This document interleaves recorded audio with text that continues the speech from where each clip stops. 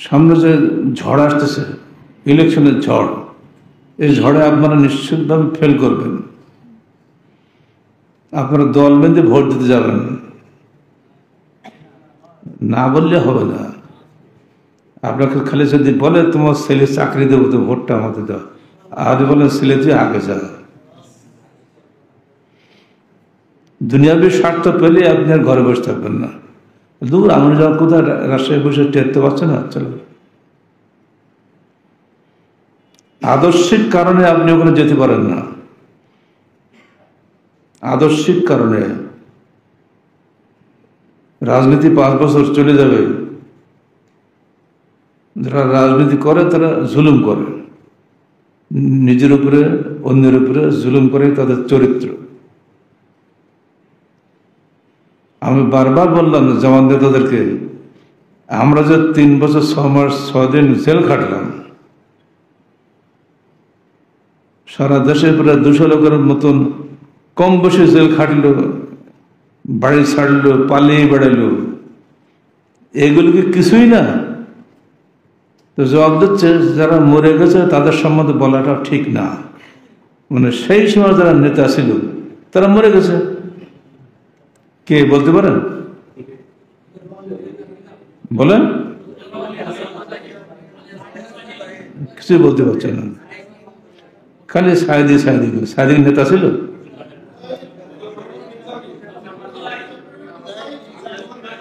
উত্তর হলো এই যে যারা মরে গেছে তাদের সম্বন্ধে কোনো কথা বলা ঠিক না। অথচ তিনি তখন অ্যাসিস্ট্যান্ট সেক্রেটারি জেনারেল ছিলেন এবং এখনো তিনি নায়েব আমির হিসেবে আমার সামনে এসছেন গত পরশুদিন। অথচ তার কোনো দায়িত্ববোধ নেই, মানে ভাবখানা এই যে ওটা কিছুই না। অত আপনাকে আবার জেল খাটাবে, তখনও বলবে ওটা কিছুই না। দিনদার মানুষের উপরে বিবাদবাদ হয়ই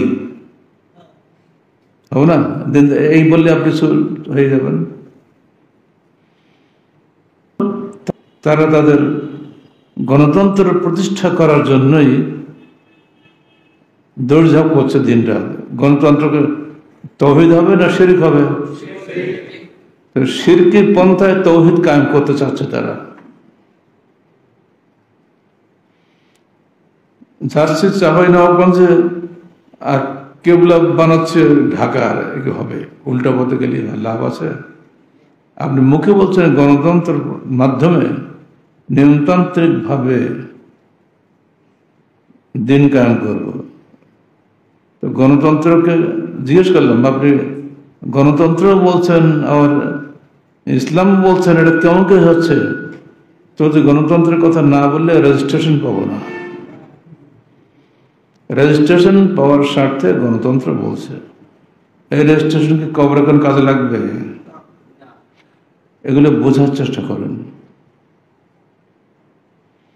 তারা আসছে এখানে একটাই কারণ, যে সংগঠন আপনাদের সারা দেশে ছড়িয়ে পড়েছে, মজবুত হয়েছে, যেখানে যাচ্ছে সেখানে তারা ব্যর্থ হচ্ছে।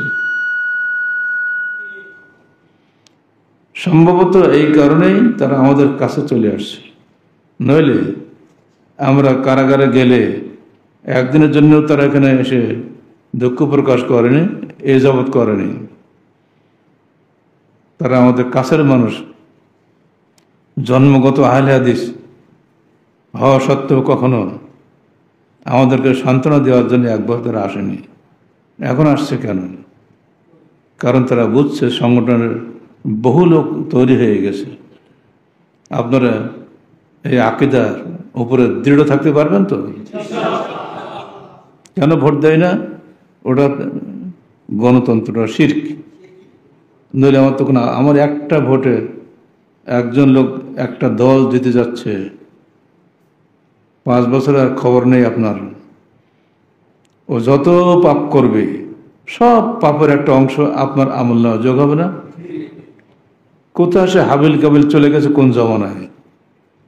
কাবিল মানুষ খুন করলো না হাবিলকে?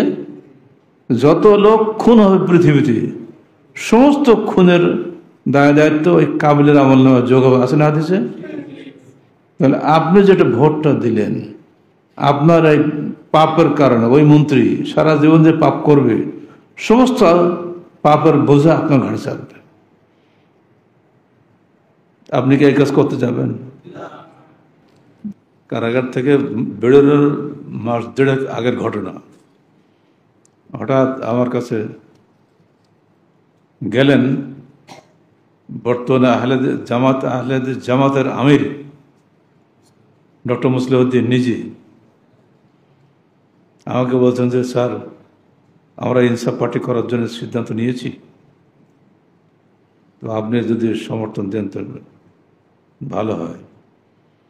আমি এখনো দেখতে পাচ্ছি কোন জায়গায় দাঁড়িয়ে কথাগুলি বলছে। আমি কারাগারে কোন সাক্ষাৎ কক্ষের কোন সিঁড়ির দাঁড়িয়ে, সিঁড়িতে উঠতে উঠতে আমি বললাম, দেখো এটা আপনারা মনে করে রেখে দেন, মা জাআলাল্লাহু লিরাজুলিন কলবাইনে ফি জওফিহি। আমরা এই আল্লাহ পাক কোনো মানুষের পেটের মধ্যে দুটো কলব দেয়নি। সূরা আহজাব 4 আয়াত। তো মুসলিহউদ্দিন, তুমি যেটা বলছো ধর্মীয় আন্দোলন হিসেবে আহলে আন্দোলন থাকবে, রাজনৈতিক আন্দোলন হিসেবে ইনসাফ পার্টি থাকবে, আমার এক কল্পকে দুটো একসাথে চলবে? ওকে পাল্টা প্রশ্ন ছুড়ে দিলাম, উত্তর দিতে পারল না।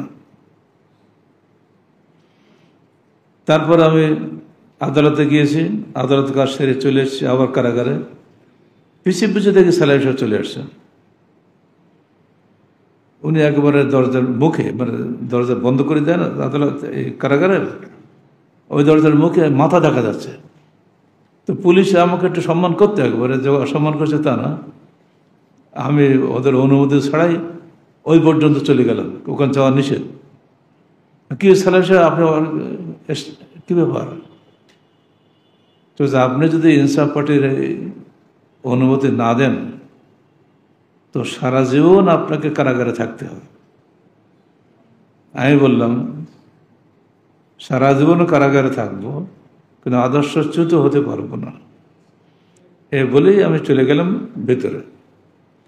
এই কথাগুলোর মধ্যে আপনাদের শিক্ষণীয় আছে না? মনে রাখবেন কথাটা। আসসালামু আলাইকুম ওয়া রাহমাতুল্লাহ।